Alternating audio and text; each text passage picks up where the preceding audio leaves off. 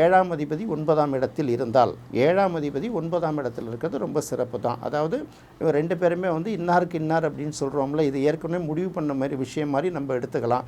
இவங்க அவங்களுக்கு வந்து ஒரு நல்ல பொருத்தமான ஜோடியாக இருப்பாங்கங்கிறத நம்ம யோசிச்சுக்கணும். அடுத்தது 9ஆம் இடம் தந்தையை குறிக்கக்கூடிய இடம்ங்கிறதுனால தந்தையார் வழியிலேருந்து பெண் வரலாம். அத்தையோட பொண்ணை கல்யாணம் பண்ணிப்போம் இல்லையா, அது மாதிரி அத்தை வழி அத்தை உறவினர்களால் தேர்ந்தெடுக்கப்பட்டு அவங்க மூலமாக கொண்டு வரப்பட்ட பெண்ணாக கூட இருக்கலாம் ஒன்று. அதுக்கடுத்தது பார்த்திங்கன்னா 9ஆம் இடம்ங்கிறதுனால இயற்கையாகவே அந்த பெண்ணுக்கு அல்லது வாழ்க்கை துணைக்கு தர்ம சிந்தனைகள் அதிகமாக இருக்கும். உயர்கல்வி படித்தவர்களாக இருப்பார்கள். எல்லோரையும் அரவணைச்சு போகணும் அப்படிங்கிற தன்மை இருக்கும். இயல்பாகவே அந்த தர்ம சிந்தனை ஒழுக்க சிந்தனைகள்லாம் அந்த வாழ்க்கை துணைக்கு அதிகமாக இருக்கணும். இதுதான் 7ஆம் அதிபதி 9ஆம் இடத்துல இருந்தால் நம்ம பார்க்க வேண்டிய ஒரு விஷயம்.